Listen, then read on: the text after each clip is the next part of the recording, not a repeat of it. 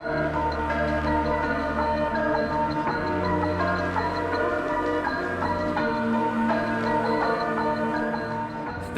of ghost stories are told every single year about haunted places in the Carolinas. Now, some are believed to be true and some are not. Most have been proven false, but occasionally there's that one story that kind of makes you wonder. Historic Rosedale is one of those places.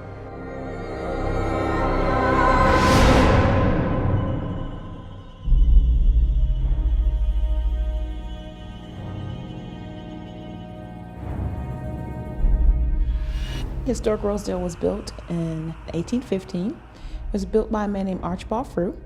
Archibald Frew came down here to Mecklenburg County, and he was a very successful merchant. He lived in the house until 1824 when he passed away. From the 1830s until the 1860s, just prior to the Civil War, Dr. Caldwell and his family occupied the house, and his wife and 3 children all died within about an 18-month period. And some people believe that they can hear the laughter of children in the bedroom.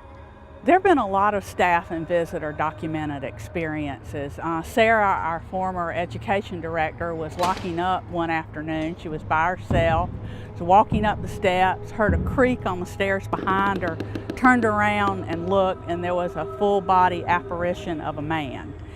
We believe that that apparition was probably Elbert Shands. Elbert Shands was not one of the enslaved people to live on the plantation. He lived here in the 1920s. And was a caretaker for the house and was the only person other than an immediate family member to ever have been given a key. So a lot of people have the theory that he's here looking after the house. Elbert was from South Carolina and very proud of his South Carolina name, and he was also known as the Conjure Man. A lot of people believe that he could have been a manifestor or possibly a witch doctor into root work. He's an interesting subject that we want to explore more about. These stories tell us that many people have witnessed paranormal activity here at Historic Rosedale, but I still have some questions. So we've called in Tina McSwain, one of Charlotte's leading paranormal experts. She's here to help us answer some questions. I have been touched. I've had my hair pulled. I've had my clothing pulled. And there was one time when I was physically shoved down by unseen force. We did an investigation in this home, and up in the little girl's room, one of my investigators and I were sitting there doing an EVP session. And I was asking the names of the little girls.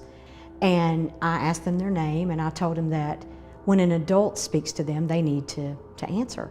Well, when I said that, I heard a small laugh. We use a controlled environment when we investigate, so we were the only 2 in the home. We radioed to see where the rest of our teammates were to be sure that it couldn't have been them.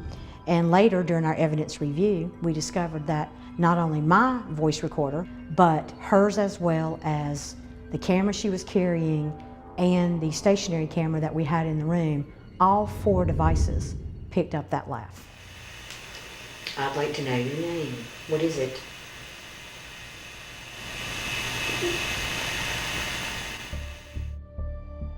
There's a picture of a woman in our sitting room there. Her name is Claire Louise Hagee Davidson. She was the wife of one of the last descendants to live in the house. She so loved it that she changed its name from Fruit's Folly to Rosedale because she redid the gardens.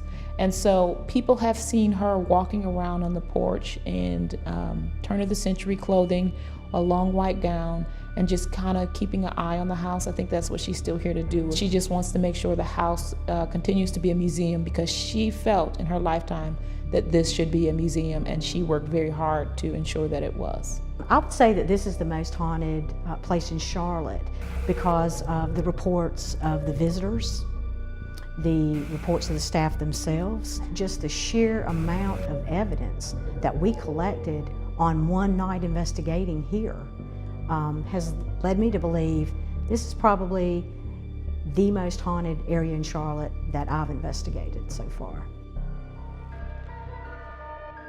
So we've experienced historic Rosedale from its Victorian roots till its paranormal present. I think the only way you can be for sure is to come out here and experience it for yourself.